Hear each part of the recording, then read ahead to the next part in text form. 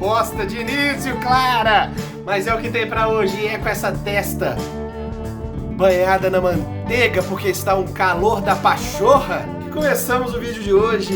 E o vídeo de hoje é sobre o quê?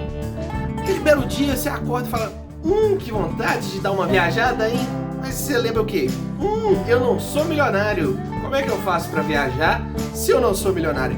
É sobre isso que eu vou tratar aqui hoje. Vou te ensinar como planejar a sua viagem. Demorou? Roda a vinheta, Clara! Vamos lá!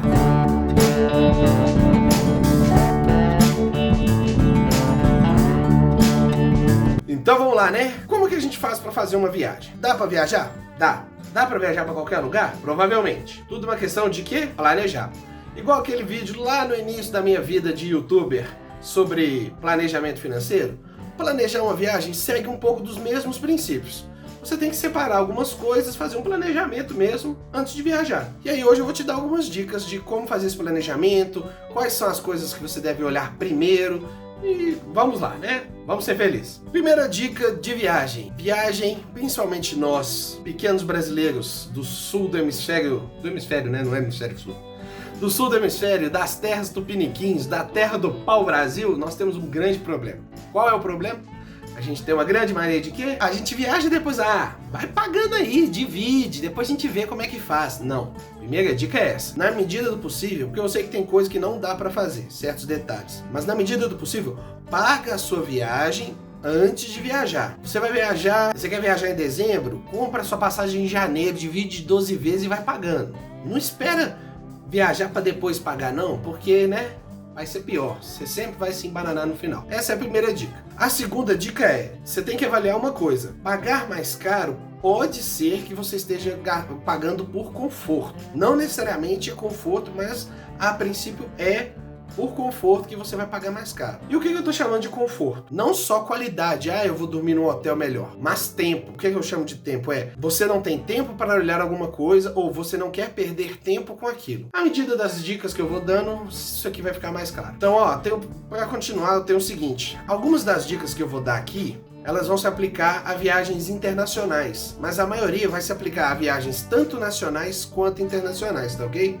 Você vai se adequando de acordo com o seu objetivo de viagem. Próxima dica, documentação. No Brasil isso é mais tranquilo, isso aí pode ser que não tenha tanta necessidade de planejamento. Às vezes é só você realmente ver o que você precisa de documentação para viajar. Eu preciso da minha carteira de identidade, eu preciso da minha carteira de motorista, se eu estou indo de carro, coisas do tipo. Mas podem acontecer coisas como você é pai ou você está viajando com sua família, tem criança envolvida, vai necessitar de documentação de certidão de nascimento. Muitas situações podem ocorrer que você, na hora que você vai viajar, você descobre que você não tem a certidão de nascimento do seu filho, e aí por causa disso você vai ter que pagar uma taxa, vai ter que comprar, vai pagar com emergência, porque você precisa daquela certidão rápido. Então a primeira parte é documentação. Isso no caso nacional eu dei o exemplo da certidão de nascimento, mas no caso internacional você vai ter tanto o visto quanto o passaporte, de acordo com cada país. Tem alguns países que não vão demandar nem o passaporte, você vai ter que verificar isso nessa parte de documentação. A segunda dica, que para mim é a próxima coisa que você tem que olhar logo na sequência do documento, é passagem. O que eu chamo de passagem? Como você vai? Você vai de carro, você vai de ônibus, você vai de trem,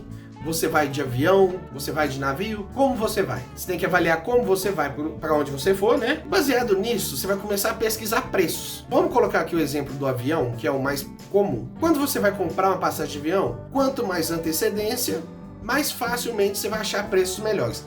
Existem alguns sites que te ajudam a verificar isso, como o Submarino Viagens, o Melhores Destinos, o Decolar.com. Existem alguns outros aplicativos que você pode pesquisar na internet que vão te ajudar a verificar isso. Lembra sempre de verificar se o preço que está nesses sites é melhor ou pior do que o preço que está na própria companhia aérea. Outra dica sobre passagem. Você pode verificar, por exemplo, eu moro em Belo Horizonte, eu quero viajar, por exemplo, Estados Unidos. Normalmente vai ter escala ou em São Paulo ou no Rio.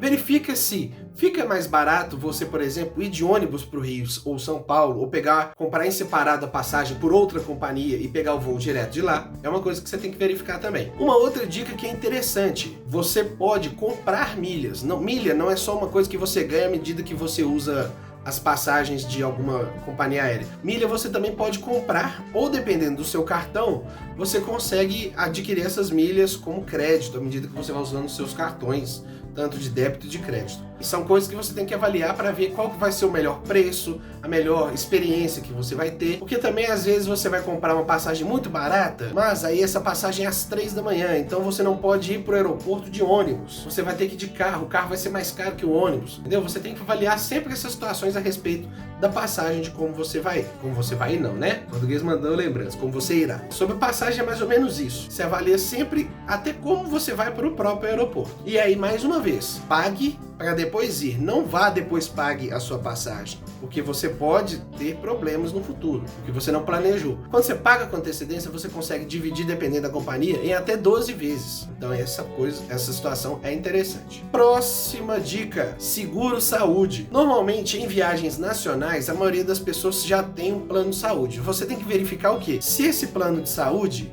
ele é local ou se ele cobre o Brasil inteiro. Se ele não cobre o Brasil inteiro, você tem que arrumar um seguro-saúde sim. Furtado, mas eu não vou ficar doente. Sim, exatamente, ninguém quer. Seguro é uma coisa que você compra para não usar, para você não ter dor de cabeça. Você tá viajando, você não quer ter problema, você quer relaxar. Então compre um seguro de viagem, um seguro-saúde, porque ele é barato, ele vai valer. É melhor você comprar e falar assim, gastei R$150 no meu seguro e não usei, do que você ter qualquer problema médico, ter que ir para um hospital e gastar R$40 mil, porque é uma coisa complicada. Que seja R$200, você já vai ter que gastar mais do que você gastaria no seu seguro-saúde. Se for viagem internacional, principalmente, alguns países, inclusive, eles podem até exigir que você tenha seguro-saúde antes de adentrar o país. Próxima dica, hospedagem. Normalmente, quando você vai se hospedar, você tem as seguintes opções. Você tem a casa de um amigo, que essa é a melhor que tem, porque costuma sair mais barato. Você tem os albergues, você tem os hotéis e pousadas, você tem agora também a modalidade do Airbnb. Airbnb é uma empresa, mas eu tô colocando todos os tipos de Airbnb, de aluguel de casa nessa modalidade. E aí você tem que avaliar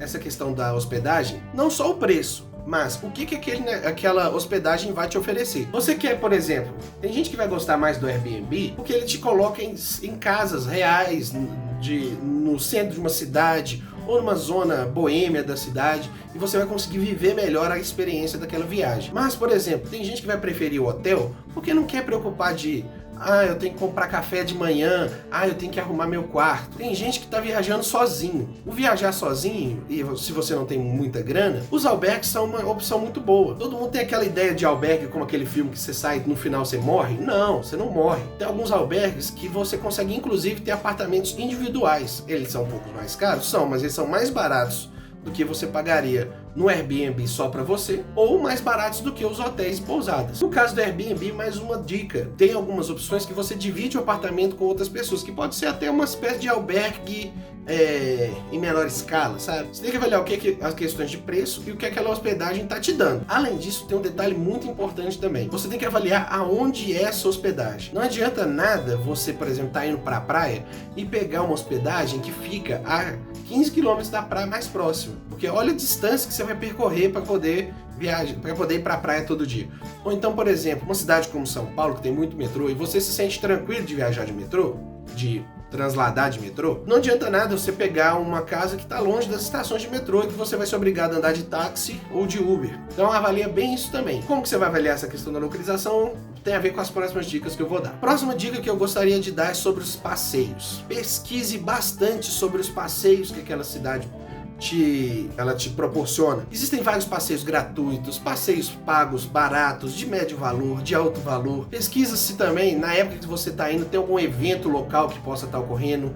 Pesquisa também promoções. Tem algumas cidades que elas vão ter promoções assim, no primeiro domingo do mês os museus são de graça.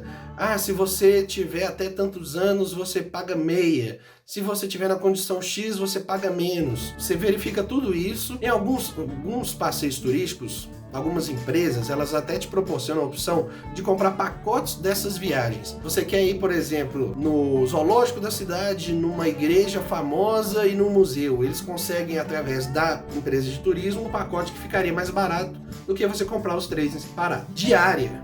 o que seria a dica da diária? É importante você separar um valor para você gastar todos os dias. Como é que você separa esse valor? Esse valor você tem que pensar nesse, eu sugiro que você pense nesse valor com os seguintes gastos: alimentação, souvenir e transporte. Você pode sim separar o souvenir se você já tiver definido assim, eu quero comprar um presente para minha mãe, para o meu pai, para minha avó, para minha namorada, para o meu irmão. Você já facilita, você pode assim separar o souvenir.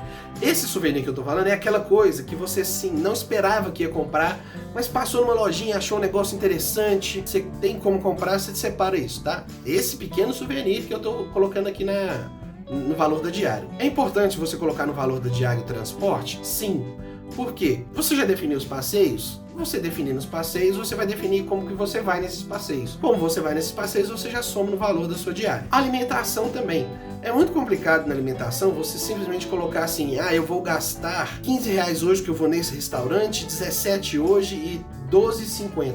Separa um valor médio para você gastar na sua diária de alimentação. Aí vem aquela questão que eu falei lá do hotel. Se você contratar um serviço que já tem café da manhã, você não vai ter que gastar com isso. Se você contratou um Airbnb que não tem nada, você vai ter que gastar todo dia um valor de café da manhã, mesmo que você compre esse valor para deixar lá na sua casa. E tem um outro detalhe, imagina que você separou para a sua diária R$40 por dia. Furtado, mas hoje eu só gastei 20 porque eu fui de carona, ou então eu não gastei, eu andei mais e não tive que gastar dinheiro no transporte, ou eu achei que o almoço ia ser 30 e foi 10 porque a gente dividiu no grupo que a gente tava. Então, meu cara pálida, se sobrou 20, você tem 60 pro dia seguinte. É como você melhor manejar o seu dinheiro, mais dinheiro você vai ter para os dias subsequentes. A próxima dica é sobre viagens internacionais, é sobre o câmbio de moedas. Como que você faz o câmbio de moedas? Isso vai variar de país para país. Eu vou dar 2 exemplos, dos Estados Unidos e do Chile. Nos Estados Unidos, é interessante que você compre a moeda aqui no Brasil. É interessante você pesquisar o máximo possível para comprar aqui no Brasil. E lembra do que eu falei de quanto mais você planejar antes, melhor? Porque, a princípio, você consegue fazer uma coisa que seria chamada de preço médio. Você define assim, eu vou levar $2.000. E se você tem 10 meses para juntar esses $2.000, você vai ter que fazer o quê? Você vai comprar $200 por mês. Então, você vai ficar um pouco mais protegido sobre as oscilações do dólar, que sobe, que desce, que sobe, que desce. Vai ter mês que vai estar muito alto, vai ter mês que vai estar muito baixo. Mas não necessariamente você tem que comprar $200 por mês. Você viu que a moeda caiu muito, você já adianta se você tiver... Aí, vamos dar o exemplo agora do Chile. O Chile já não é assim. O Chile já é mais interessante você trocar o real pelo peso chileno lá em Santiago, ou na cidade que você tiver lá do Chile. Então, mais uma vez, você tem que pesquisar para ver essas questões. Mais pra frente eu vou falar sobre essas pesquisas. Cartão de crédito. Cara, evite ao máximo cartão de crédito em viagem internacional, que você pode perder o controle sim. As regras de cartão de crédito atualmente, se você comprou no exterior, por exemplo, nos Estados Unidos, você comprou no dia 14 de janeiro de 2020 com o cartão de crédito. Ele vai fechar naquela cotação do dia. Mas você está viajando, você não está acompanhando cotação, então, sinceramente, eu acho um risco muito desnecessário, a não ser que você esteja gastando por uma questão realmente emergencial. Quando eu digo emergencial, não é, eu esqueci minha carteira em casa. É emergencial mesmo. E essa questão sobre locomoção interna é uma coisa que você tem que pesquisar sim. Como eu falei, dando vários exemplos em cada situação, você tem que ver se você vai andar de Uber, se você vai andar de táxi, se você vai andar de ônibus, de metrô, se você vai ficar a pé. Certas cidades você consegue colocar uma localização para a sua hospedagem que seja tão boa que você consegue fazer a maioria dos passeios a pé. Então é uma coisa importante pesquisar, inclusive dos preços. Porque na diária pode estar lá esse valor igual eu coloquei? Sim, mas você tem que ter uma noção para já deixar pelo menos uma quantia razoável preparada para isso. E agora a última dica. Como é que a gente pesquisa todas essas informações? Eu particularmente gosto muito de canais de viagem no YouTube. E esses canais de viagem do YouTube, eles vão explicar muito bem sobre várias dessas questões que eu comentei. Onde se hospedar, preços de hospedagem, quais são os passeios mais interessantes, o valor médio que você precisa de ter numa diária para poder se alimentar ao longo da semana, passeios de 3 dias, viagens de 5, viagens de navio, viagens de trem, como é que cada coisa funciona. E eu queria deixar alguns canais ou sites que eu acompanho. O primeiro deles é um canal do YouTube que chama Estevão pelo Mundo. Ele viaja o mundo inteiro, ele viaja desde classe econômica a primeira classe, então ele tem uma gama de material muito interessante. O outro canal que eu gosto muito é o Mundo Sem Fim, que é de um casal que eles fazem viagem que eu chamo de perrengue mesmo. Eles viajam sem dinheiro, eles viajam com dinheiro, mas eles fazem viagens mais exóticas, de maneiras que gastam menos, eles conhecem a cultura de cada cidade, então é um canal muito interessante. Além disso, tem um canal que eu gosto muito que chama Carioca no Mundo. Ele trata mais sobre lazer de alta classe, de alto custo. Ele vai mostrar mais sobre viagens de primeira classe, hotéis de luxo, que eu não vou, mas um dia irei. Fé no pai, que a viagem sai. E eu acho interessante, é um canal também que eu gosto muito. E tem um canal da minha best, da minha amiga Letícia, que chama Letícia no Chile. Letícia, se eu tiver me enganado, me desculpe, eu vou botar aqui na descrição do vídeo o seu canal certinho. Ela também tem Instagram, vou botar ali certinho. E é isso, galera. Espero que vocês tenham gostado desse vídeo de como planejar uma viagem. No mais, pessoal, lembra sempre que viagem é um negócio, vai ser prazeroso. Esse planejamento é para evitar desgaste ao longo da viagem, mas também não é para você se prender de ficar, eu comprei 30 reais, nossa, e agora eu não vou ter dinheiro. Não, quanto melhor você se planejar, mais fluido isso vai correr. Você não vai precisar nem se preocupar de, nossa, e o dinheiro, tem que ficar contando para os outros que não posso gastar, que as coisas vão acontecer naturalmente. Mas lembra sempre, o planejamento serve para isso, para você ficar tranquilo.